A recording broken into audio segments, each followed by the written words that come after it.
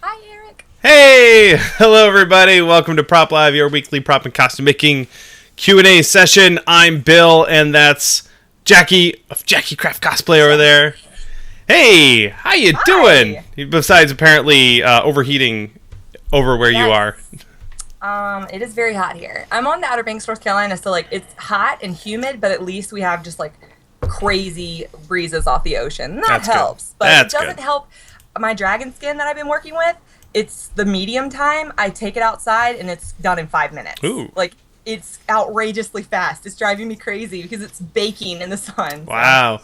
I did that. I guess I'll jump straight to it. I was working on this guy, my Mechanist helmet. I saw. The seams here I filled in with Kwik Seal, which is just, awesome. I believe, just water-based. So I would do a layer of that, and then I just put this in my lawn, and it was sunny out, so it dried it super fast. Yeah. I'm an acrylic, like it's a type of acrylic latex caulk, isn't it?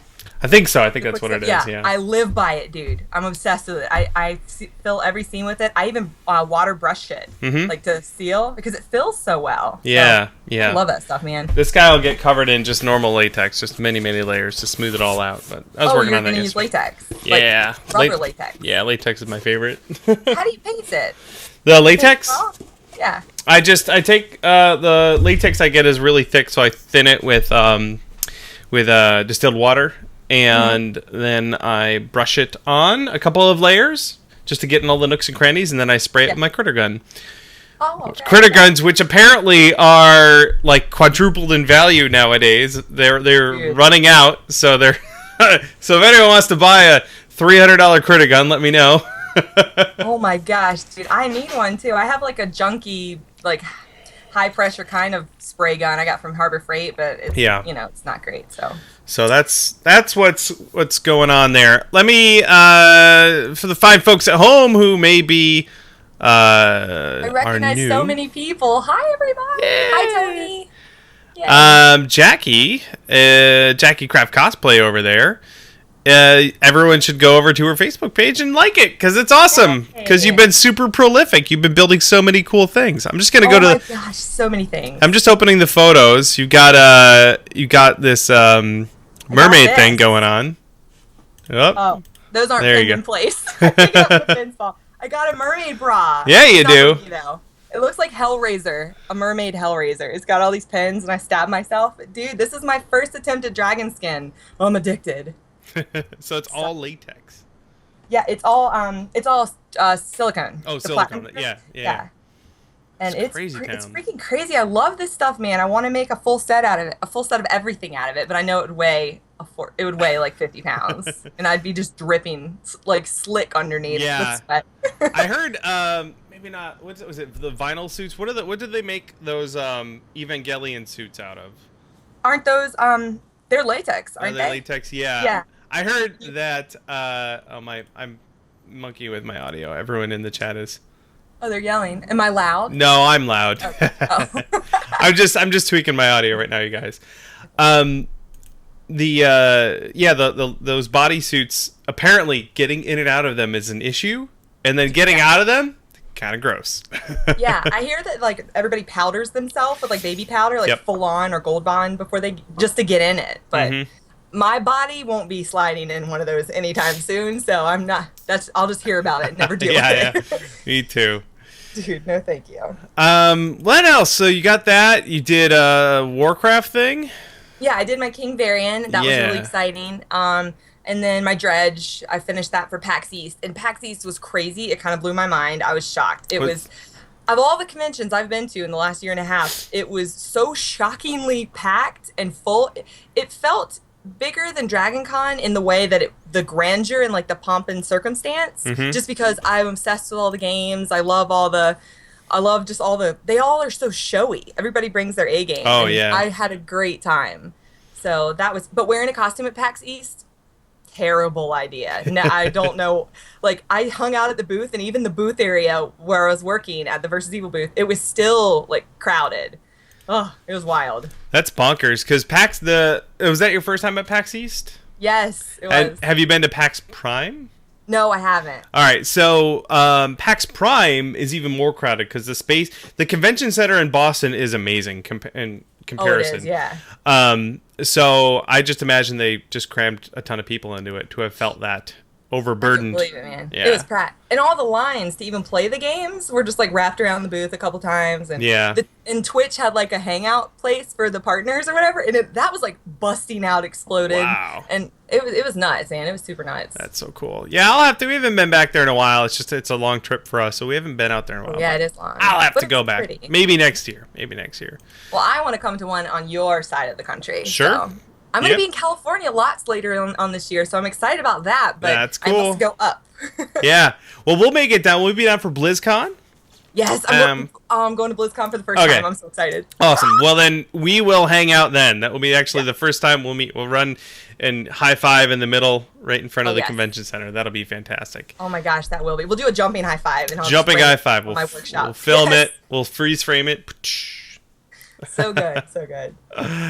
Fantastic. Well, wow. Since we last time you were on this show, you've been incredibly prolific.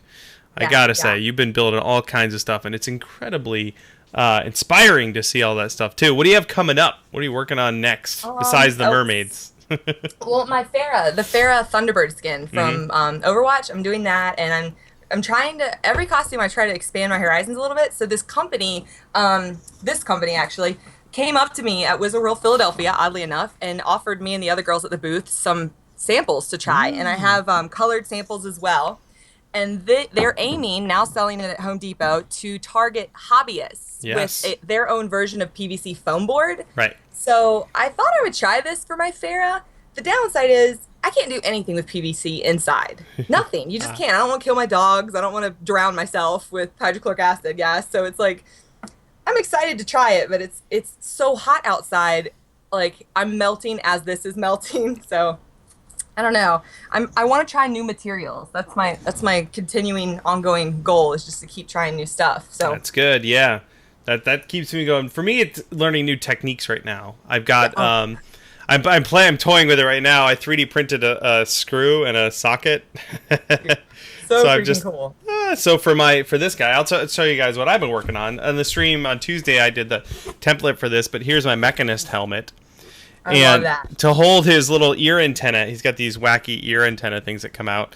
I'm going to 3D print them, and they're going to come apart, because I need to take it apart with a screw. I figure I'll try it. This is an experiment. We'll see how it works out.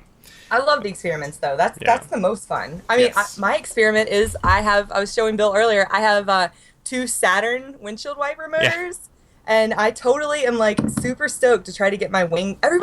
The trend is like stuff that moves, man. It was lights like 3 years ago, I guess, and I was late to the party, and now it's like, oh, it needs to actually move, or maybe bake you a cake, like install an easy bake oven in the back of the costume. So I don't know. I want to join the cool kid club and have like things that go.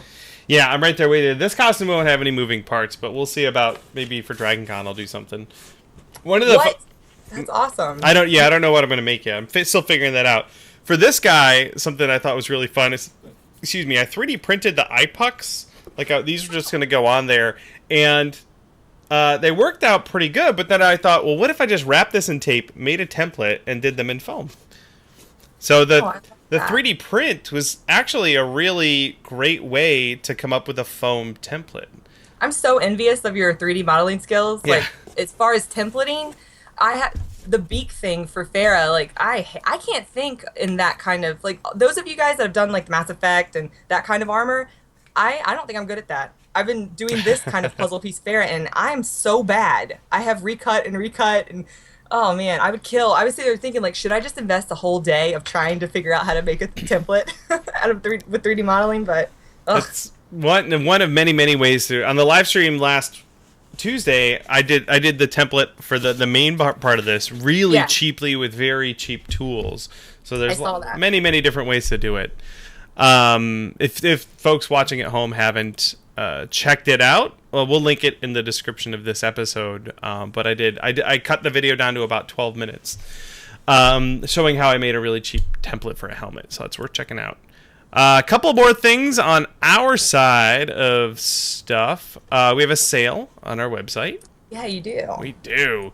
So at digital sale, all of our books and blueprints are all some percentage off. So if you're looking to get started, both the Foamsmith books, including the new one, are 20% off, and then all our blueprints are 50% off. So all of our digital stuff, if you're looking to get into the hobby, here's a great way to get you started for super cheap. So punishprops.com, we'll have that. We're running that till the end of the week. So tomorrow or maybe Saturday, we'll see how giving we feel. Yeah, dude, that's crazy. That's what started me in this whole thing. Is I had no idea this was even a thing. You were the first person I ever discovered. Really? I watched Heroes of Cosplay on Sci-Fi. Didn't know this was a thing. Googled professional prop maker or something, and Punish Props was the first hit. Wow, hey, that's some good SEO right there. Yep. I watched you and I couldn't believe it. I was like, oh, what do you mean he makes all these crazy things? I saw like a casting video you did with another cosplayer, with Jess. Yeah, that's right. I saw all these little interviews you were doing, and I was like, oh man, this is nuts. Like, I didn't realize if I go to a professional prop maker, the first post is a post on my website. That's some good SEO right there. You paid a lot of money for that. I know you did. That's to be at the top of Google. That's freaking sweet. That was about a year ago I wrote that article. Oh, there's a picture of my... How to become... Yeah, it really is the first hit. That's super funny. It's a good article, Bill. Well done. Pat myself on the back. Good job. High five. Let's see the other thing. The other thing I'm really excited about is our patrons. We have our Patreon campaign to support all our videos. You guys have been amazing. You've been supporting us for a long, long time. This summer, I want you guys to help me pick a project. So there's a voting thing. I just put a post up on Patreon. I will link the link in the chat for you guys, and we'll put it in the show notes. If you want to help vote and you're not currently a patron, all you have to do is pledge any amount of money. It could be as little as 10 pennies a week, and then you can go vote on what project I'm gonna work on this summer. When I do the project, I'll be doing exclusive updates on the project that'll go on Patreon, so you guys will see that. I'll eventually do a video for our YouTube channel so that everyone can see the build. But if you want to follow along, that'll be for the patrons. And any files, any reference images, any blueprints or 3D files or anything that I make for this project, I'll make available to patrons, so you guys can follow along with the build if you like. So, here's the list. You ready for the list, Jackie, of all the things I want to make? I'm ready. I saw the photo, but I hadn't had a chance to look at it more. All right. So tell me. I've got 10 things here. These are all things that I've been wanting to make for a long time. Vash the Stampede's gun from the anime. Slightly different version from the manga, the anime. And, of course, it's going to have moving parts. Like you said, it needs to have the moving parts. Have you watched the new Voltron yet, or any of it? No, Jackie? I haven't. All right, well, there's a new Voltron. Brittany and I just started watching it, and we wanted to have a helmet option here. So the helmet option is one of the new Paladin Voltron helmets, and that'll be a foam fabrication build, but it's got some lights in it and stuff too, which will be a fun challenge. I like that. Cool. The next one is from the game Orcs Must Die 2, which Brittany and I played together, which was really fun. That's awesome. Yeah, there's a spear that they had that was neat. 4 is actually one I'm really excited about. Did you see the movie Zootopia? No, I want to though. Okay. Oh my gosh. There's a prop. There's actually a gun from Zootopia that I want to build. What character has it? It's no one character's prop. Okay. It's kind of generally used in the whole thing. Something I've been jonesing for a long time is the bots from WildStar, the engineer bots. Oh yes, I like those. That's a really good choice. Yeah, I'm thinking I'll start with a small one, but who knows? Maybe I'll go nuts and build a life-size one. Dude, some of my favorite stuff of yours is the WildStar stuff. Yeah. Like those freaking blades that you made, the green ones. Oh, I love them.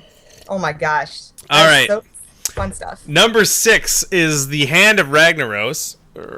Which this guy I 3D printed a tiny one, yeah. but my 3D printer mutilated it. So this guy right here, this is the tiny version. Can I? Oh my gosh, I want that statue so bad. Liz, if you're still here, that statue, holy moly. She was wearing that costume at the Warcraft premiere. Yes, that's right. Oh, it's I love that so much. I want that statue right now.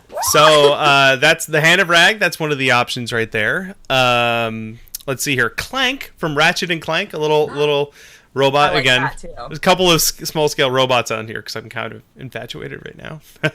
Dude, that's really cool. I like the idea of a robot. Mm-hmm. There's lots of robots you can do. Number 8 is Torbjorn's hammer, the hammer from Overwatch that he uses to bonk stuff to fix his thing. I figure I could do that out of foam so that you could actually bonk people with it. Oh my gosh, I like that. Did you see the gold weapons, the new ones? No, I didn't. They just released the Korean, sneak peek of it. That's going to be for competitive Overwatch. They're gold. Wow. Like the guns and stuff are gold. I couldn't believe it. I was like, dude, I want to make gold weapons. That's just amazing. They look like solid gold. Wow. Number 9 is the Tesla gun from Fallout 4. That would be a very, very ambitious build. I think you should do that one. That has my vote. Giant rifle. I'm a Patreon. I'm voting for that one. Okay. Let's see. And that one, it would be mixed media. I'm not quite sure how I would make all that. Number 10 is from Destiny. I need something from Destiny on there. Zolo Supercell. It's like an AK-47. Yeah, I'm going to make it out of it. If I do this one, I'm going to make it out of an airsoft AK-47. So it'll still shoot little BBs. And that's really cool. Yes, and one of my very best friends, Dave, is the artist who made that. So I like that one a lot too. Oh, that's a really cool tribute. I like that idea. So there you go, everybody. That's the rundown. If you go to our Patreon campaign, you'll see a link to that. It's on a page that's got a super secret password. So don't share the password to access the page, and then go vote right there. I'm wondering if people have started voting yet. So I'm going to check real fast. We have 16 responses so far. Let's see. Let's see if we have any. Let's see if we have any front runners. That's not how. Analyze results. There we go. Oh, cool. All right. Tesla gun's an early front runner. Yes. Early front runner. So fun to watch because you're totally going to be building it. Prepare yourself mentally. All right, cool. So there you go, everybody. Again, this is like. Hi, Becca. This is going to be fun. I'm really excited to building this along with our patrons. Yes, ambitious projects are the best though, because eventually, after building King Varian, I was like, man, am I just going to keep making a whole bunch of Warcraft, which is fine, but I want to expand my horizon. Mm-hmm. And just, I ordered a bunch of these tiny little motors from China that took 6 weeks to get to me, and they spin super fast like propellers, and they're 6 volts. Oh. So I'm totally gonna just make everything move. Yeah. I'm gonna get all my hair caught, and y'all are gonna see me bald in 6 months because everything is just gonna get caught on spinning parts, and I won't prepare myself at all for it. Just hack it off.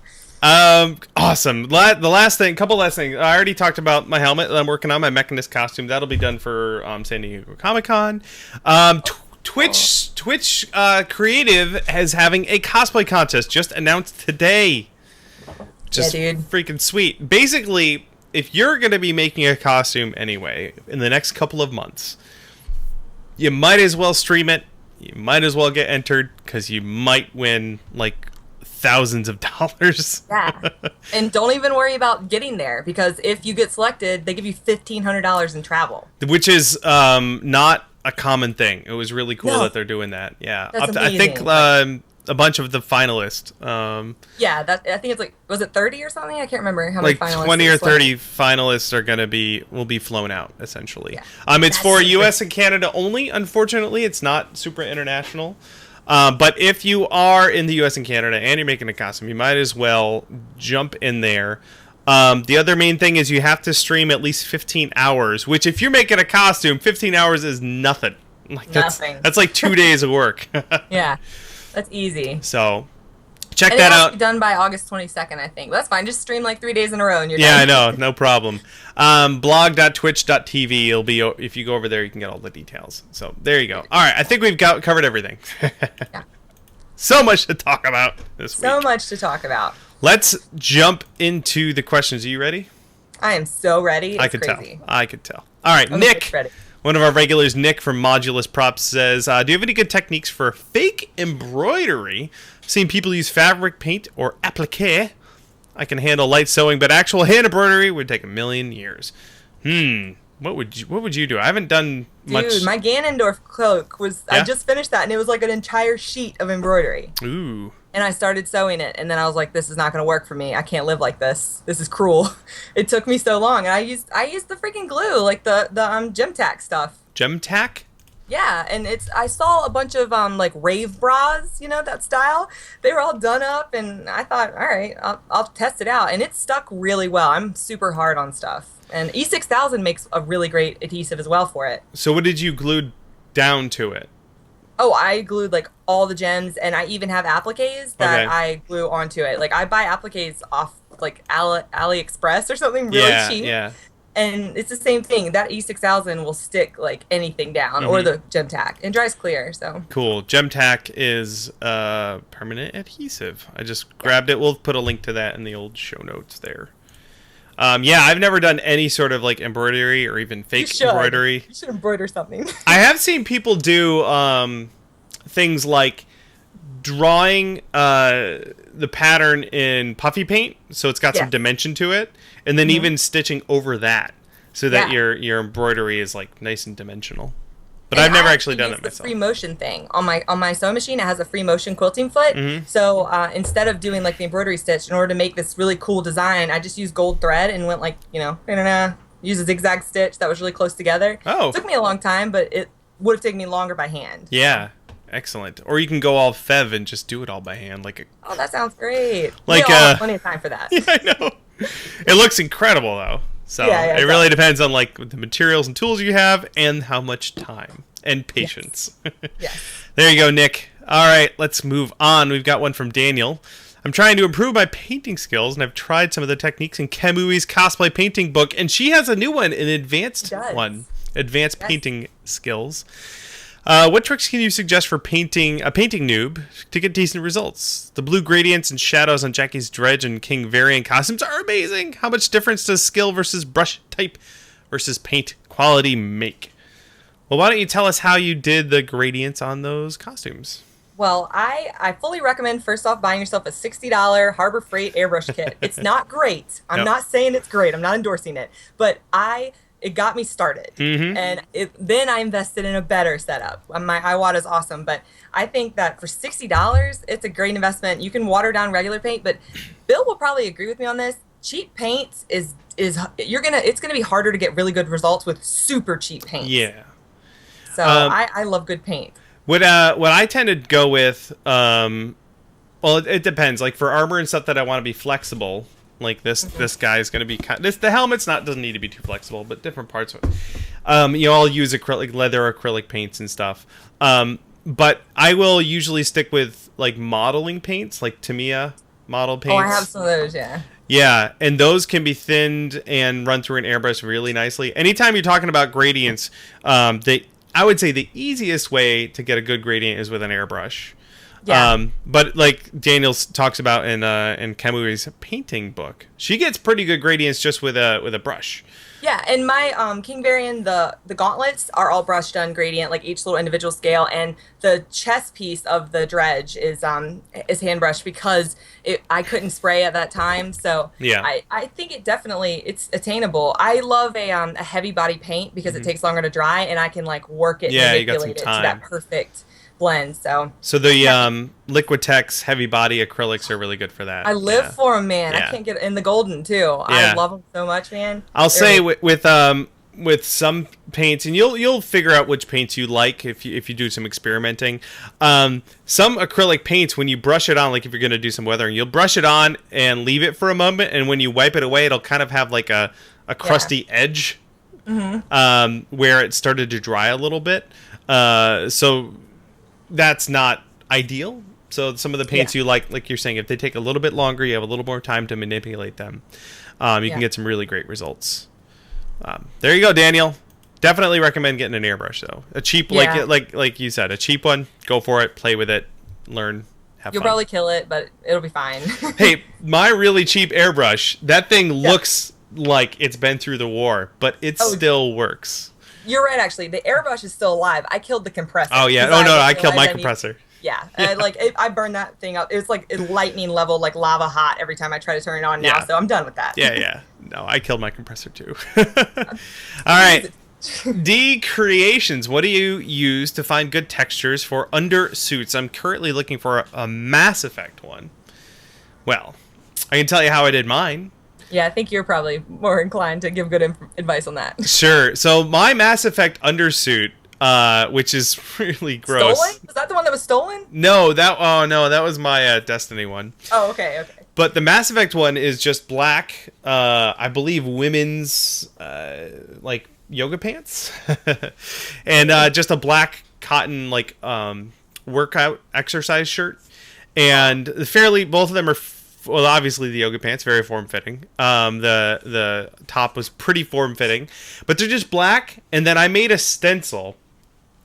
And then I found out you can just buy them. Oh, wow. But I made a hexagon stencil in a piece of stencil material. It's like a thin plastic. Airbrush stores sell really nice metal stencils. Metal is good because if you're airbrushing, the air can pull the stencil away from your material. But the metal's nice and heavy, and it won't flex or bend. So it's like an aluminum airbrushing stencil. In a lot of different patterns. So hexagons are pretty common. You lay that down, you can airbrush your fabric paint on. For my Mass Effect one, I made my little stencil, just a little one, and I laid it down, and I just hit it with fabric paint. And then I just moved the stencil over and over again and just repeated until I covered all the areas you would see poking out between the. How long did it take you? God, I don't remember. It was a very long night, I think. It took one night, yeah. But I didn't have to cover, like, it just had to cover the areas that showed when the armor, between the armor pieces. And it didn't rub off? Like, it didn't, the abrasiveness on the fabric didn't affect it? Nope. The armor? Well, that's good. And that was just fabric paint. You know, it was designed to which is like a really flexible acrylic paint. So that's what I would do. You can make your own stencils if you want. You can... make your own fabric paint. Yep. I bought the Textile Medium in bulk and just mix it into my paints. That's a really good tip right there. Yeah, I love it, man. I do all the bottom of my cloak and stuff with it, and I did all my loincloths and things like that with it. Great. There you go, D Creations. A couple things for you to try. Next one comes from Aaron. I recently got my first commission to make Widowmaker's armor and rifle. Wow, that is an ambitious first commission right there. I was wondering if you had some advice on the best way to figure out the correct length of the rifle in order to make it proportional to the cosplayer. I know there's a method using a yardstick in Photoshop that you cover in your book, but are there any other tips or secrets you have for that? Do you have a favorite way to scale a weapon to yourself? I just Google someone else's length, or I just wing it. Like I'm not that kind of cosplayer that's like, yo, this is 53 inches up against a 6'2" person. Like, I don't scale things. I feel like whatever I can comfortably wear around the con or what looks good in a photo is what I'll end up doing. So I don't know. To me, I don't know if you have a good method for scaling it. I do. In fact, I have I tend to scale it to my hand, and I've got an article on punishedprops.com with an image that I use of me holding an appropriately sized actual gun or an airsoft gun against a ruler so that I can get a pretty good look for that. It needs to be comfortable in the hand for your cosplayer to hold it. So you can draw your blueprint, scale it, and then print it out in cardboard and do a mock-up. Just cut out maybe just the handle out of a piece of, let's say, insulation foam so your cosplayer can hold it. And then you could even do like when people do mock-ups for clothing. They'll mail the mock-up to their client. They'll try it on. You could do the same thing for your gun. You could just print it out in cardstock, your template, email it to them, and have them hold it or take a picture of them holding it so that you can see if it's too big or too small. Yeah, that's a good idea. Absolutely. But most importantly, it just needs to look good, and you especially don't want it to look too small. Too big's fine. Too big is fine. My Charlemagne is way too big. It's almost the same height as me. It doesn't make any sense. I don't know what I was thinking. It was terrible life choices, but. Ninja Moose in the chat is linking a cosplay scale tool. Yeah. I'm gonna add that. Let me see here. I'm gonna dump this in the thing, and we'll take a peek at it. And I saw on the replica prop forum today, some homeboy came up with a armor scaling remash of like Pepakura. Oh, that's cool. You know, your height and like arm lengths and stuff, and it scales like Mass Effect armor or something that already is on the replica prop forum to your body type for helmets and stuff. So. Oops. I'm trying to leave notes in the notes here, and Brittany and I are fighting. There we go. We'll add that to this cosplay scale tool. We'll add that to the show notes there. That's cool. People can check that out too. That's great. Cool. All right. Moving forward. That question came to us from Aaron. Good luck with that first commission there, Aaron. Give yourself a lot more time than you think you need to finish it, because holy crap, Always. that's gonna be a bear of a build. All right, lovely anemone has a question for us. What's a good place to get nylon webbing and buckles for strapping on armor? The big craft stores can be expensive. That is true. Yeah. I don't even have a craft store within 2 hours of Oh me, so. wow. Yeah. I've noticed whenever I just need one buckle, and I'll go to Joann's and go to buy a plastic buckle. It's like $8 freaking. It's like bonkers.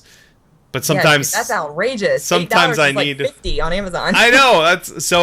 That's what I do. I buy usually 3/4 inch wide webbing, and I buy rolls of it on Amazon, and then I buy 3/4 inch buckles and slides. And I buy them 50 at a time in a bag, and I just keep a stock of them. So sometimes I'll need 2-inch. Yeah, I'll have 2-inch as well, because that's good for belts and stuff. But it's the cheapest way to do it, and then you always have a bunch on hand. And when I get low, I buy a bunch more. And I freak out if I don't have them on hand. Like I'll hack up a belt buckle in a heartbeat. Like when I want to test fit something, I want to do it, and I'm so far from everything. So buying in bulk's the best. But the second thing I ever tried to 3D print was a belt buckle. That was on Thingiverse, and I was like, man, this is costing way more. And it was like 15 hours to print on my first tiny little 3D printer. I'm like, I don't know that this is very efficient. So I could sculpt it out of clay and cast it faster. Yeah. Out of like Stimpack or something. So. The other place to look too is leather working stores. So Tandy Leather, or like we have McPherson's here in Seattle. The hardware, if you want like metal buckles and stuff, they may have plastic stuff too, but the hardware, believe it or not, is actually really cheap. Like a good, like a 3/4 inch wide belt buckle, or like a one loopy looking belt buckle thing is like 75 cents. And it's that is cheap. Yeah, it's like brass, or it's plated brass, or whatever it is. It's metal. So whenever I'm there, I usually browse through all those things and just grab a handful of those because they're stupid cheap. Oh man, that's. I wish I had one of those nearby. Yeah, so look at your local leather working stores too. Usually, it's great. They have just at least at my place, they've got a wall with little slide out drawers with a number on them. Oh yeah. And you're meant to. It's 75 cents. I'll take 10. Why not? You just get a baggie, you fill it up, write a number on it, and they ring you up. That's awesome. Yeah. Thank you for the question, lovely anemone. Hey, Sam. Sam, haven't you learned everything already? Is it bio cosplay? It's bio cosplay. He says, hi, Sam. Do you make a mistake on something you've been working on your live stream, but just roll with it and pretend everything is fine because everyone is watching? Dude, that's a good question. I will say, while I'm live streaming, if I curse out loud, you know I did something wrong. Yeah. Because I usually don't. When the camera isn't rolling, I curse like a sailor. But I try and keep it. I try and keep it G-rated while I'm live streaming. But if I drop a couple of curse words while I'm streaming, then that's when you know I truly screwed up, and it happens. It happens occasionally. I mess things up a lot, but the only thing I ever do, I'm glad I don't stream. I'm going to stream for this freaking contest, kids. But I'm glad I don't stream my belt sander work because I have this problem, and someone witnessed it the other day, and it was very funny. Matt did, but I was like holding something on the belt sander, and I let go a lot, and it just flies. Yeah. Like, it's so embarrassing. It happens so often that I feel like I've got some kind of mental problem that I don't want to hold on to it. No. But I did that across the yard. The back sides of these eye things where they connect to the body there. After I formed there, they needed to be sanded, and the round part of my belt sander is perfect to like hold it against the round part to sand that, and it went just shot it across the room. So dude, happens to the best of us. Oh man. So there you go, Sam. If I swear out loud, then you know I truly screwed up. Yeah. All right, next one comes from Deathbright. Deathbright wants to know how you made your shell bra. I want to know too. Oh my gosh. So I made original, don't laugh at the way my molds look, guys. I'm an amateur, so it looks crazy. I realize that. So I get that this one's all broken up. I made some shapes on like a tile. I cast everything on a big granite tile, and I just put the monster clay as the rim. I made some little shell positives. This is the original coloring on the recast of the shells that got stuck in there, but they come out good.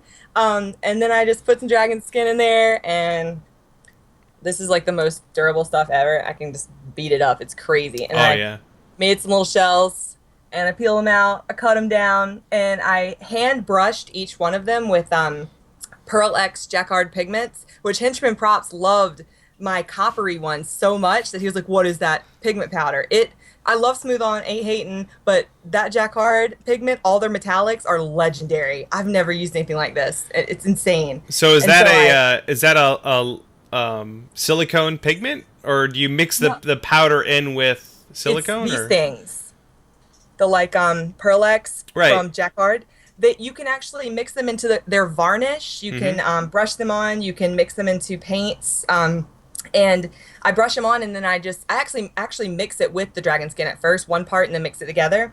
And they make nice, like semi-translucent shells. But I brushed like the edges of the shell with it.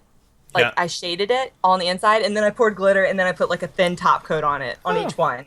So it's fun, man. It's a really crazy thing. But let me just go ahead and warn you: you must have this. Either you can adhere it with more silicone, like a thin layer with silicone thinner. Yeah, that's what I was thinking Or about. you need this bad boy, Silpoxy. Silpoxy. And it does have a shelf life, so prepare yourself for that. But silicone, as you know, doesn't stick to anything very well except for silicone. Yep. So prepare yourself. So is Silpoxy like silicone glue then? Yeah, it's a silicone glue. glue. So you could use it to maybe repair a mold, I imagine. Yeah, I bet you totally could. I bet you could. I've had a lot of times when I find a mold is starting to tear, though, that means that it is at end of life because I've gotten like 50 pulls out of it. There you go. Very, very cool. I'm stoked. I want to try some of those. I've never cast anything in silicone. Oh, yeah, huh? So I'd like to give that a try. Dude, you got to. I'm like obsessed with it. Now that I've tried this, like, I got this, every time somebody talks about Dragonskin, they always talk about the Michael Keaton Batman mask, you know, where he couldn't move his neck, but it like popped off and it stayed in its perfect shape. And it's crazy. Like, you can really kind of go ham on this stuff. It's got a really strong like tear or pullability. That one's tearing, but that's thin at the end. It's a bad cast, but it's wild how strong it is. So I don't know. It's crazy. Cool. Thank you, Death Bright. Good question. I like when I learn stuff on this show. It's fun. I love talking craft stuff with other people. It expands my horizons. Next question comes from Iron Mark Props. He's curious if either of us have any experience with HCF multi-purpose acrylic coating for sealing foam. That's very specific. And so specific. No, I don't. This is the stuff. Hey, Matt, go get the foam coating. The new stuff from Smooth On. Sorry. Is that the Eurocoat? I do have something. No, it's that Epsilon, the new version. There's a new version of Epsilon. Yeah, it's in my suitcase. So. Oh my god. Green suitcase. The Epsilon, the new stuff they gave me. I'll show. You're the perfect person to show. Absolutely, I was telling them about you when I was there. So, a flexible specialty acrylic coating, huh? Yeah, that's kind of cool. I might have to try. I'm gonna order that. Absolutely. I have to try it now. Thank you, Iron Mark Props, for the heads up. We'll see. Man. Part of it, though, like when it comes to sealing foam, I just use latex now, and I bought 5 gallons of it, so I'm not really prompted to try anything else until I use all of it. Isn't it a ticking time? Like it's ticking away, so you need to use it.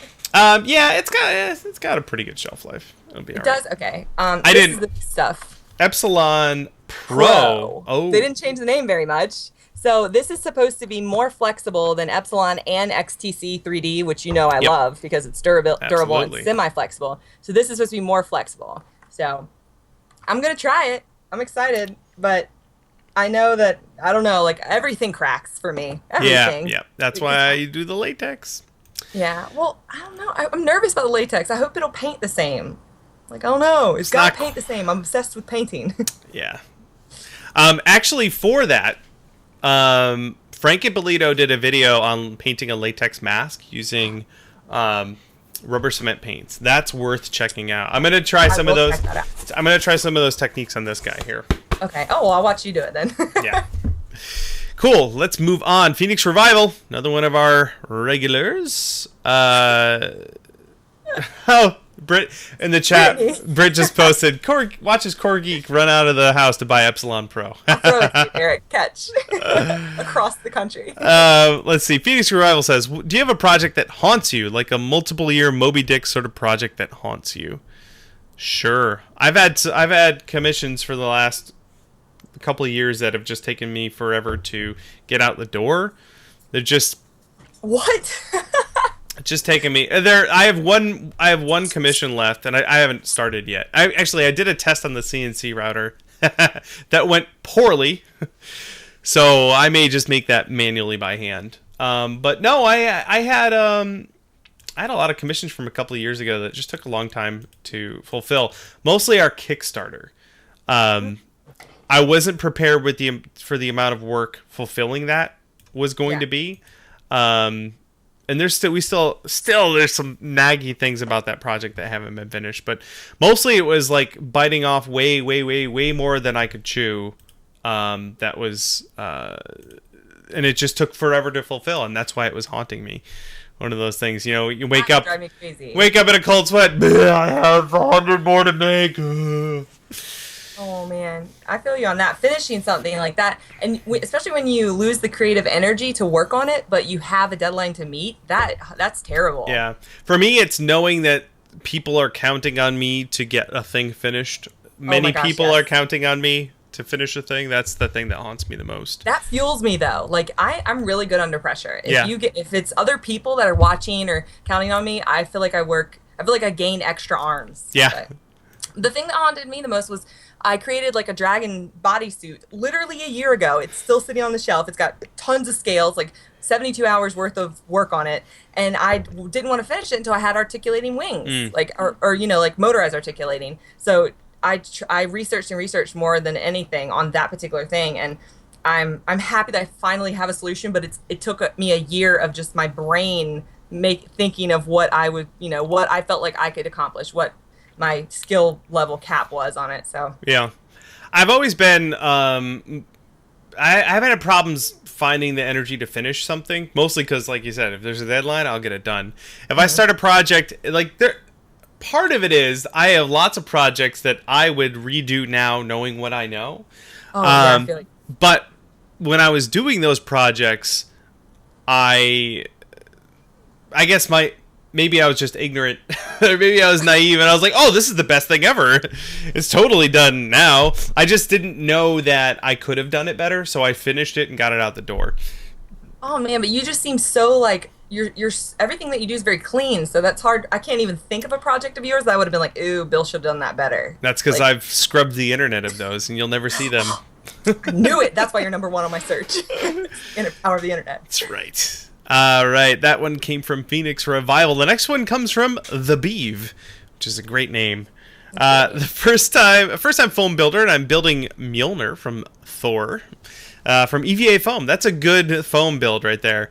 How would you suggest doing the intricate Celtic knotwork on the sides of the hammer? I would do it with my laser, but that's me. Oh, that's really great.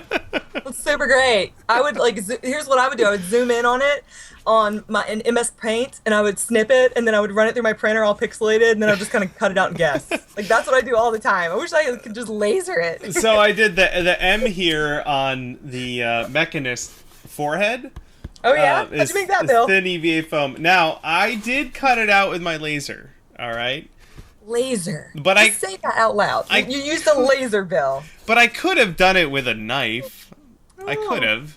It probably wouldn't have been as pretty. It probably would have taken a lot longer. So you just draw it into a program and then just say, laser, do this? Yes, I do. But you could, for Thor, the Thor hammer, for Meow Meow, you could draw it up, and I would draw it in Inkscape because that pattern repeats. So I would draw one good chunk of the pattern, print it out, trace it onto foam. You could do it like this thin 2mm foam, and then just cut it out by hand, and then lay it down on your hammer. Or you could just, so I have a real big monitor, and if I wanted to trace Bill's head, I would just put it over the screen and just tape it and then trace it. I also recommend this very advanced technique. And the chat, use a laser. Brittany's pointing out the For Honor axe that I did. All the detail on the side of that was carved in with a hot knife, so that's another option too. Oh yeah, I would recommend practicing a bunch on a scrap so you could draw your pattern on there and then trace it with a hot knife. Yeah. Either a soldering iron or a wood burning tool or hot knife or whatever you want to call it. There's a handful of things for you to try, the beeve. Next question comes from Distemper. If you're making multiples of the same sword as a safe prop, would you make them all out of foam with some kind of core, or would you mold and cast them so that they maintain some similarity? Thought about using MDF and coating it in foam, but I'm not sure how safe this would be. Well, you're definitely going to need some sort of support, no matter what. Yeah. But I would say the two schools of thought are, you could make foam fabricate a whole bunch of swords. You could do that. That's the Artifakes method. They don't do any molding and casting. They make everything from scratch. I believe they use fiberglass rods for the core of their swords, and then they'll. I've watched them make a lot of things. I can't remember. Yeah, they'll laminate foam on the outside of it and then fabricate the blades that way. Yeah. Or you could mold it and then cast it. Instead of casting it in a rigid urethane plastic, you could cast it in an expanding, flexible foam, a urethane foam, like Flex Foam it. And you would want to put a cord on the middle of that. I remember seeing a video on YouTube. We'll have to find it and link it in the description. But it was a prop for like stage. It was a hammer, and they cast it in flexible foam. They showed it to me. It's at the Smooth On store. Yeah, and they put a like a wooden dowel down the middle of it. I would still use like a carbon fiber rod or something flexible. It's not going to shatter or splinter. But you could totally cast copies in a flexible foam. And it's not nearly, getting into casting isn't as expensive as you think it's going to be. Like, it's expensive, but it's expensive initially, but each little individual project doesn't come out to be that much. It's just the initial mold making and whatnot. So. You could even start small, do a dagger. I actually have, hold on one sec, I'll grab it. Okay. Didn't you cast one of those guns? Not the Destiny hand cannon thing, though, right? None of those. You have a gun video where you cast. Yeah, but none of those ones are. This one is, though. This is part of my Mehrunes razor that was cast in a flexible foam. And it's cool. It kind of gives a skin on the outside of the foam. And there is a dowel in there. There's a dowel in there to give it some rigidity. The mold didn't fill up all the way, so the rest of this mold is terrible. It's one of the first molds I made. So it didn't fill up all the way. So we just cut it off and we made it look like I can get stabbed. Oh, that's funny. Goodness. But that's... the base of the Highlander sword that you threw to someone at Dragonskin? Yes. Was that foam? Yeah, that was expanding. Dude, that was polyfoam. So crazy. Like, I couldn't believe it. That was a really interesting piece. So there's a couple options for you, Distemper. If you want to get into mold making, that might be a fun way to do it. And you can cast it right out of a silicone mold. This came out of the same mold I do in rigid urethane castings. Okay, Mithrilneth Cosplay has a question. I'm working on a Merida from Dragon Age 2 cosplay. The costume includes scale mail. I have decided to use anodized aluminum scales as they are super lightweight. I was wondering if you have any tips for weathering aluminum to make it look more like iron. Ooh, that is a very specific...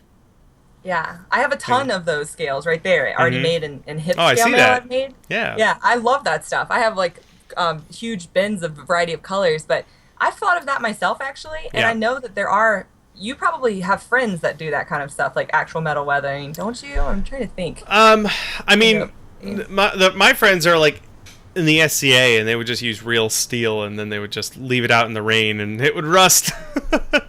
But for the aluminum ones, you just gotta have to paint them. Yeah, and they have paint that will achieve that kind of look. Yeah, so what I would do is I would rough it up so it's got some nice grip to it, and then use like Sculpt Noveau has the paints the paints I use to rust my words are hard right now. My little car, where is he? He's hiding in the other room. My little RC car that I rusted. It's an iron coating. It's an acrylic paint with iron powder in it. So you could paint that on your scales, and then you could spray it with the oxidizer, and it would rust it. If you want a rusty iron finish, that's how you could do it. Did he say rusty? I know that I found this. I saw somewhere that you could patina it. You know that method of like I think they use it for guns or something. Like bluing. Yeah, like bluing. I know that they have like different patina finishes for aluminum, but I don't know if it's available to a hobbyist. I'm not really sure, but you can. There are definitely metal coatings and metal finishes that you can get. Yeah. I can't really think quite what it is, but there are different stuff. I've seen Jimmy DeResti use it in his videos, where he will paint metal basically black, but it's a finish. You'll have to dig around a little bit, but there are finishes to make metal finishes look darker. So there you go. There's a handful of things for you to try. You can use ferric chloride. Ferric chloride is a I have some. It's an acid. You do? It's an acid, and it will etch your metal. There you go. Real safe. Yep. It's not to join in on this. It's not too bad. But it will definitely etch aluminum. I've done that. Yeah. Actually, it's not a bad idea. You could splatter it with again, outside maybe. Outside. Wear some gloves. Splatter it with acid. Eye protection. Yeah. All right. That's a good question, though. That is cool. You're definitely going to have to do some experimenting. Yeah. All right. Noah Fett says, I would like to raise and lower a small satellite dish, possibly some antennas, from a communications backpack. What would be the best way to go about this, or with some good reference material to learn how to do it? You were talking about doing moving parts. Oh, yeah. So, like, I bought this motor was like $1 or maybe less, and it runs on 6 volts. So, like, this goes too fast. But, you know, it's very cheap setup here, like a couple of dollars. And they have slowed down ones. You could definitely buy a couple of super cheapies off of Amazon or one of those little Servo City stores, you know? And, like, they have, like, all kinds of armature things that, like, fold up and down for, like, a couple dollars. You can buy the little, like, armature kits. Mm-hmm. So it's not very expensive. But have you ever done anything like that? Not for costume stuff, but for like cars and stuff, sure. Yeah. Oh, that's true. What you're looking for is a rack and pinion. The pinion is a gear, and the rack is a long toothed piece of metal usually. So the pinion would go on your antenna, and the rack the rack would go on your antenna. The pinion would go on your motor, like you were saying, and when it rotates, it turns rotational motion into linear motion, and that would raise and lower your antenna, and that could all be internal. Put that on the notes, please. Yeah, rack and pinion. I need that. So do you think I could use that to raise the rocket out of my thing for Farrah? I'm gonna win that contest, guys. Yeah. Depends. I mean, you have a motor, and that just turns that motion into linear motion. So the motor would be, let's say, here, spinning like that, and the pinion would go up, or the rack would go up and down. I like this. You would just need to have like an Arduino or something to tell the motor to rotate X amount of times to go up, and then stop, and then X amount of times to go back down. I love that. Oh my gosh. You're so helpful, Bill. So helpful. This is what I get for watching lots of machining videos. Yes. Cool. That question came to us from Noah Fett. Next one. Hey, it's Dagger Elk. Howdy, Dagger Elk. When making a 2-part mother mold from Plasti-Paste, what releasing agent do you use to separate the two halves? Vaseline. Vaseline, that's a good one, yeah. There you go. Problem solved. Next. Easy peasy. Those are my favorite. Those are my favorite questions. So straightforward. They might Smooth On might sell something for it too. So just go look on their website. But I just use Vaseline. Yeah. In the chat, Hey Patch says use a worm drive. What's a worm drive? Worm drive. I don't know. It sounds amazing. He says it has more torque. Oh, this is very similar to a rack and pinion. Okay. Oh, I found an animated GIF. This is so cool. I feel like I may have seen that somewhere. Yeah. On like a Halloween prop thing. It has more torque apparently, but that's freaking sweet.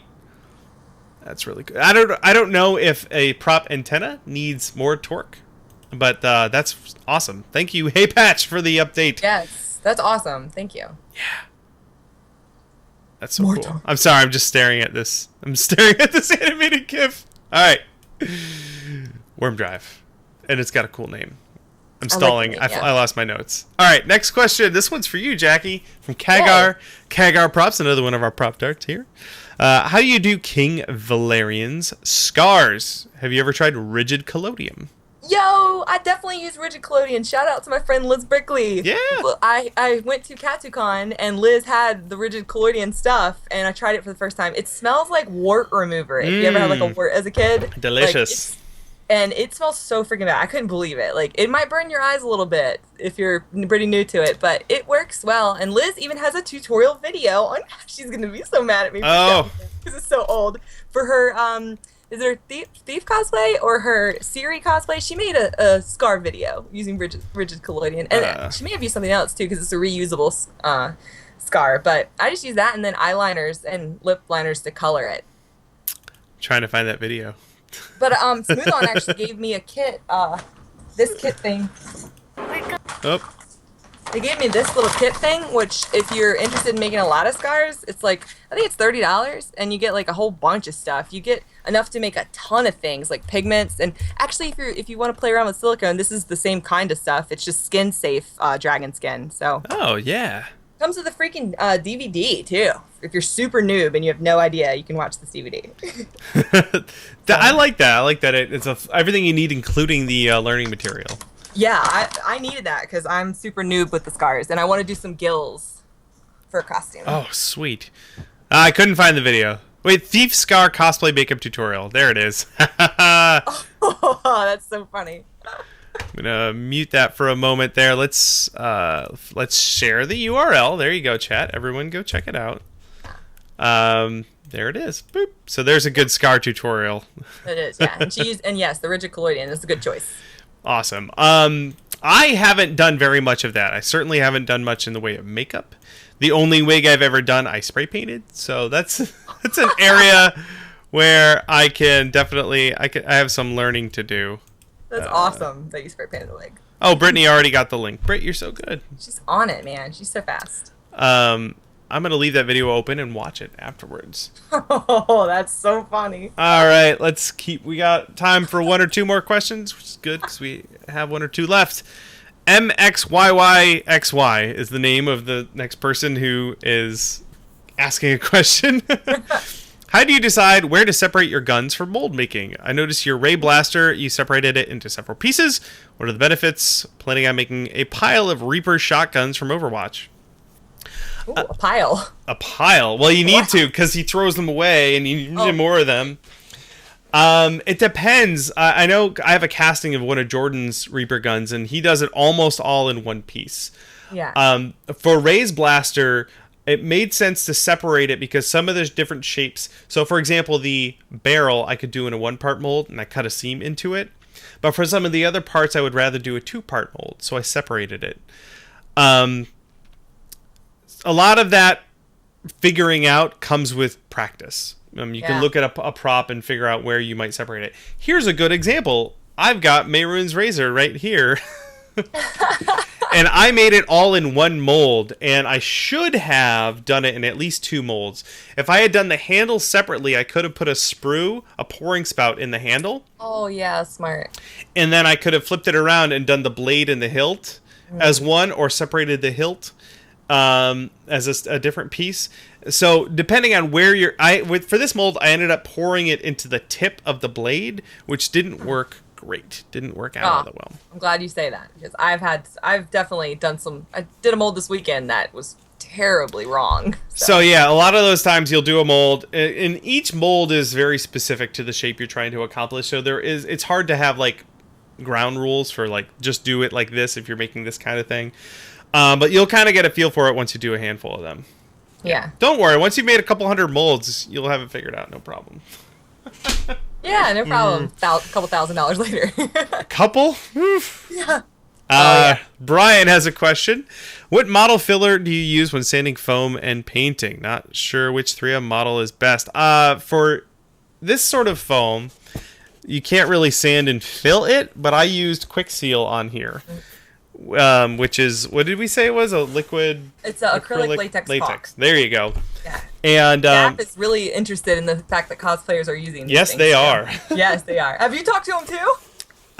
No, I talked to Barge actually. Barge was really interested. Well, I showed Dap all of you and Evil Ted stuff because you both use it. And that's right. She's the marketing director, and she's like, "What do you mean they're using it this way?" Yeah. So with this stuff, you can't really... I tried sanding it. It didn't really do a whole lot. No, but when you apply it, you can wet your finger and smooth it really well. It's kind of like sanding, and then you let it dry. So that's what I use for foam. I love it. And you can, I mean, I was actually laying in bed thinking of all the ways last night that I could use it to the same way you would use rubber latex, like for peaks and pulling of stuff with enough like wet craziness for, I don't know. I'm going to experiment with it because it's such a good filler and it's such a good coater as well. And it's so cheap, man. So I'm going to play around with it. Fantastic. That hour flew right past. No, so much fun. Thank you everyone for submitting your question. You guys always bring such good questions. Every week I act surprised, but I shouldn't be because the prop tarts are amazing. Oh yeah. Of course, if you're one of our patrons over on patreon.com/punishedprops, again, thank you so much for supporting us and the project we have going on right now. If you head on over there, you'll see a post where you can vote on which one of these 10 props you would like to see me build this summer. Pick the Tesla gun. Let's check in one more time and see who's winning. You said the Tesla rifle? For sure. That is definitely the most ambitious. I think that you have to. You've done so many things, Bill. It's time to just really challenge yourself. It's still winning. We'll see, though. We'll see. It's going to win. We have about 180 some odd patrons, and only 22 have voted. So it could go anyway. It could be anyone's game. Good. So thank you again, you guys. Jackie, thank you so much for hanging out with us. Thanks for inviting me back. It's so much fun. This is my favorite side of the community. I love all the prop makers and like the awesome. I love this theory crafting side of the community. It's fun. Yeah, so much experimenting and learning. Yes, man. So many smart people. I am super stoked to hang out with you at BlizzCon this year. Yes, we're gonna have a blast. We should organize some sort of meetup or something. We'll talk about that. That'll be fun. Yeah. Where should we send all the fine folks? Where should they go see all your cool stuff? You can all my social media stuff is just Jackie Craft at Jackie Craft Cosplay. Oh, Britt's already got it all, so you can follow me there. And if you have follow-up questions or anything, come ask. But I'm definitely gonna be streaming soon. So yeah, you are. Come say hello.